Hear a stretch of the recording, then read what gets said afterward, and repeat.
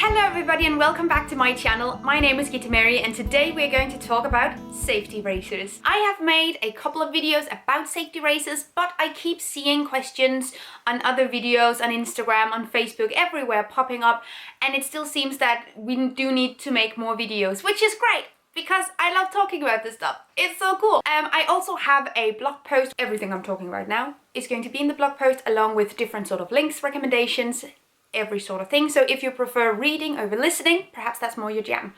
Okay, today we're going to talk about safety razors, and generally I'm going to give you some tips, some tricks, some hacks, We're also going to talk about some of the things that make safety razors better than disposable razors, and yeah, I don't know, let's just get started. Also, this video has a sponsor.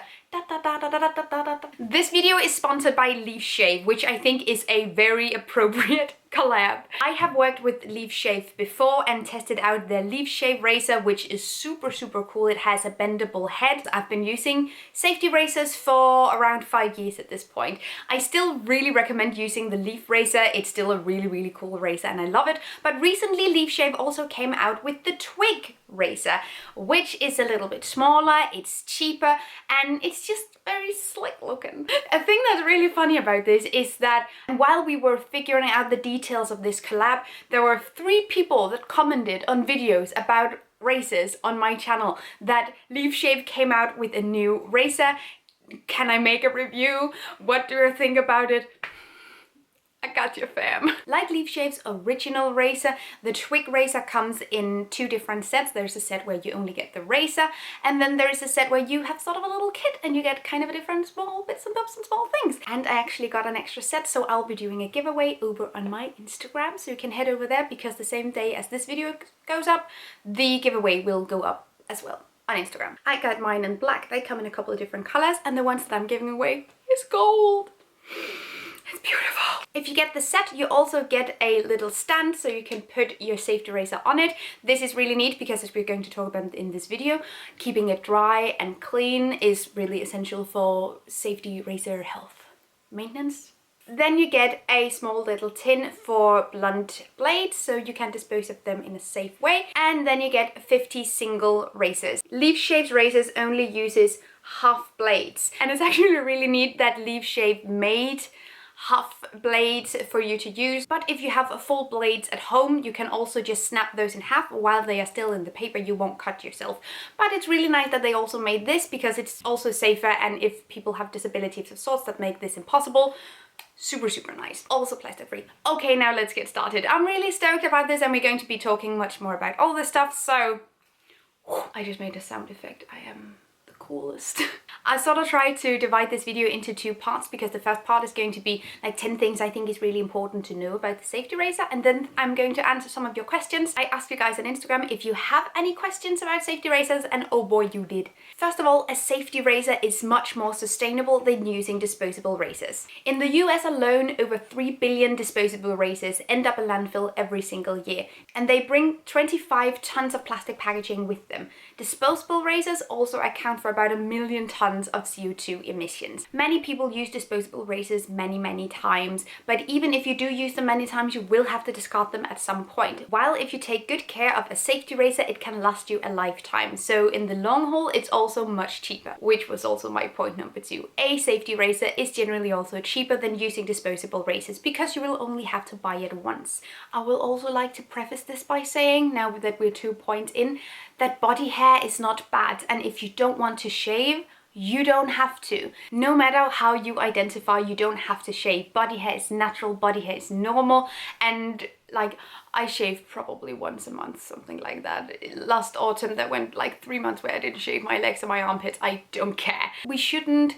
ever shame someone for having body hair. We shouldn't ever shame someone for not shaving because it's completely normal. Like, I'm just over the body hair is disgusting kind of vibe. Like, no. Number 3, okay, so now we're back into it, yeah. Number 3, safety razors are generally much more hygienic than disposable razors because many disposable razors have all different kinds of features that make bacteria build up really, really easily. For instance, there's usually the small gel strip that is supposed to be exfoliating. These small gel strips, for instance, are going to be a playground for bacteria. It can really irritate your skin, it can give you infections, and it's just generally not good.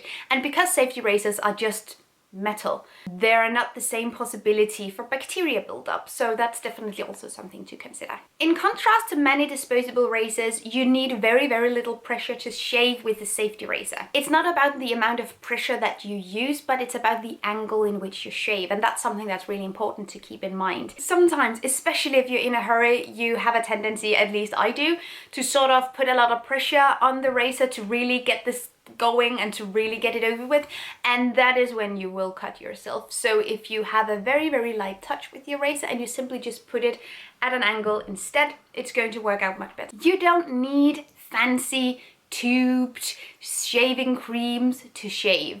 I have for the longest time just used a normal piece of soap, but you can also get solid shaving soaps.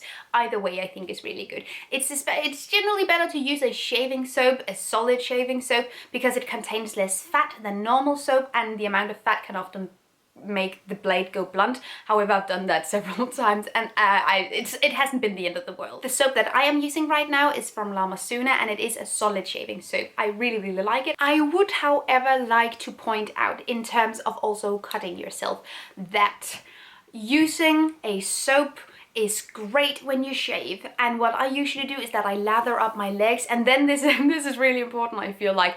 I wash off my hands so they are not soapy. Preferably they're completely dry, because the worst cut I've ever gotten with my safety razor was not because I was shaving, it was because I dropped my safety razor and then I tried grabbing it again, and that was when shit really went down. I did mention this a little bit before, but make sure to keep your safety razor in a dry place, because if it, for instance, lies chilling in the bottom of your shower, it's going to rust, or generally it's going to build up bacteria because soap remains, like soap leftovers are going to fall down on it. If you want to clean your safety razor, you can do that once in a while if you want to, because that's never hurt anyone. When I clean my razor, I like to let it soak for 10 minutes in a mix that is 1 part vinegar to 3 parts water, and if it's really, really bad, you can add a little bit of baking soda as well. But that's what I do, and that has kept my razors squeaky clean. Depending on how much you use your razor, of course, they will go blunt, the blades themselves, over time.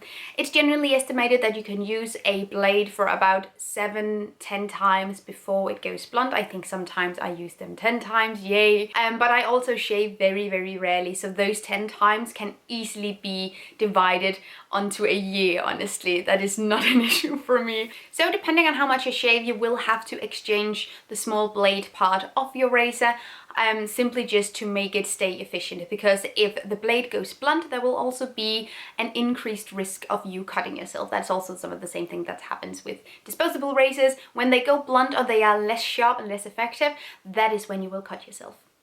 When the blade is too blunt, don't just throw it in your bin, first of all, because the blade can be recycled, but second of all, because it's really still super duper sharp. And if you just put it in your bin, the people who will manage your garbage will have the potential risk of cutting themselves, and we don't want to cause anyone any harm, which is why I really like that Leaf Shave gives you this small tin. There can be a lot of blades in this tin as well. You can also use a can if you've gotten canned food, stuff like that, but simply keep it in a container, and then you can recycle it in that container, so no one is going to cut themselves, and you're also sure that the small blades won't just fly everywhere and not get recycled.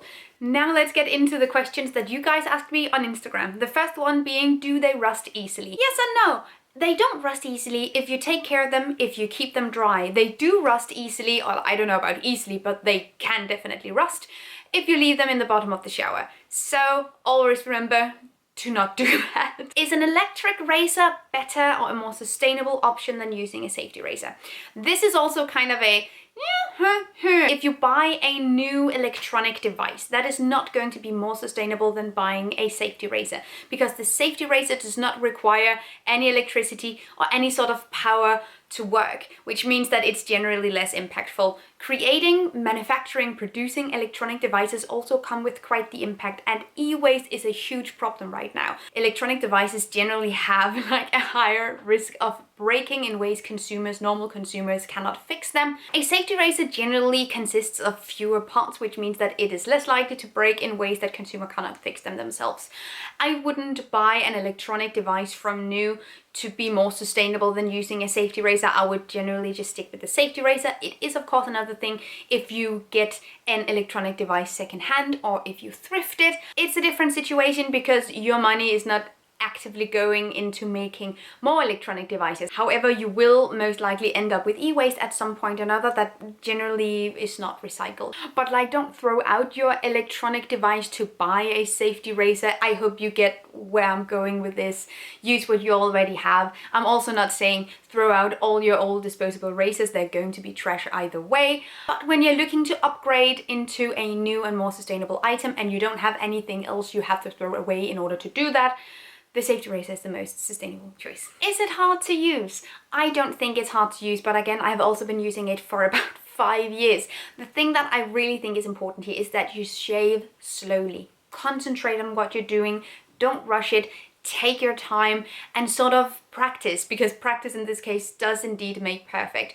And start by shaving very straight, stretched out skin, like on your leg, because that's going to be easier. And generally remember, especially if you're new to using safety razors, stretch out the skin that you are shaving as much as possible, because then you will also decrease the risk of cutting yourself. But going slow, concentrating on what you're doing and not rushing it is so important here. This is the question that I got the most in many different variations, but it all centered around the same thing, and it is, how do you shave your genitals? Can you shave your genitals with a safety razor? And you can, again, slowly, not rushed. Concentrated. There are so many questions like this, so I really hope that you guys are listening and that this is helpful. What I do and what I still do, not every time, but generally this is the way that I like to do it the most, because I do shave that area, is that I go out of the shower to do it. I find a mirror so I can see what I'm doing, because the reason why we often end up cutting ourselves is because that we cannot see all the small crevices of skin and the curves of the skin, and that's where we end up cutting ourselves. So if you can see what you're doing, it's going to be so much easier. And then again, slowly. Another thing that can be helpful is that when you have the safety razor in one hand, use the other hand to sort of stretch out the skin so you won't have the same amount of curves and crevices that your genital area usually hosts. Just, it makes it so much easier to shave, seriously. Is there a safety razor specifically for women? I got quite a few entries talking about are there specific safety razors for beards and are there specific safety razors that are more sensitive that you can use as a woman. A blade is just a blade. There's no need for this hugely gendered industry, and especially within the care products industry, I think it's really bad. But we don't need these things to be gendered. And a blade is just a blade, and the blade you use to shave your face is the same blade that you can use.